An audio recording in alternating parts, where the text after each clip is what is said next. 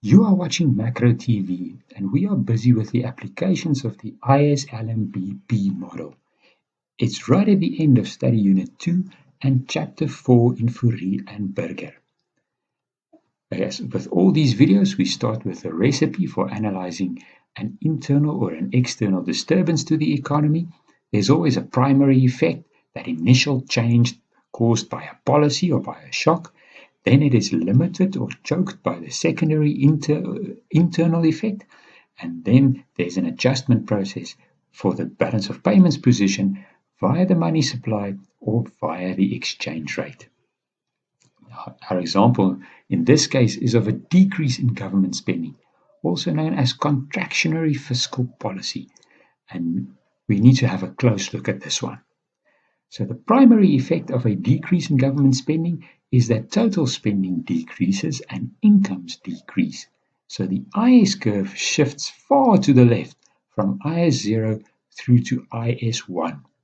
Now, because incomes are lower, that means that imports are going to be less, and the difference between exports and imports will be positive, and there will be a surplus on the current account of the balance of payments.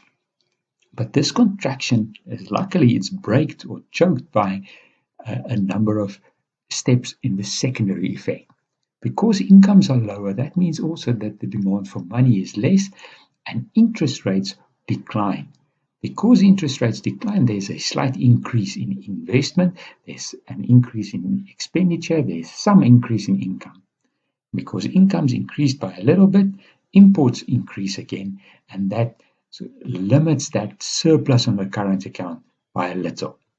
This reduction in interest rates also means that there's a capital outflow and a deficit on the financial account of the balance of payments. Now, in this case, we argue that the net effect is a balance of payments deficit, and we are assuming that capital inflows are very sensitive to changes in interest rates, and this BP curve is quite flat.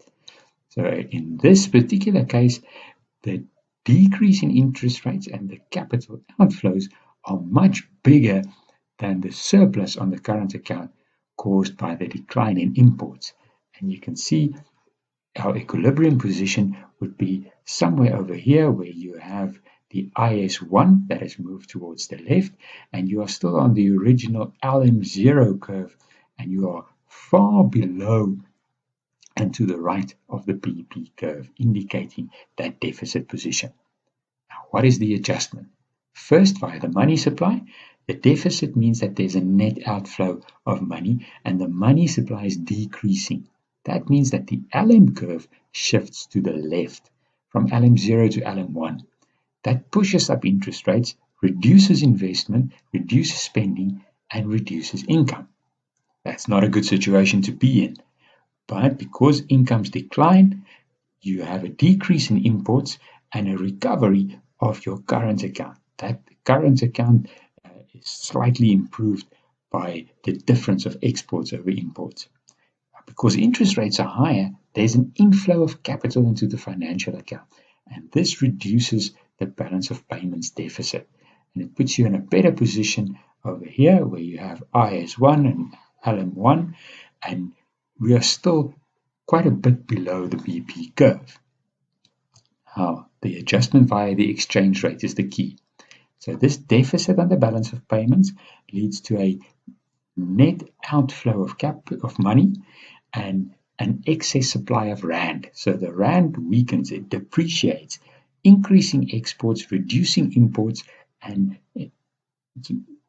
increasing the value of the current account.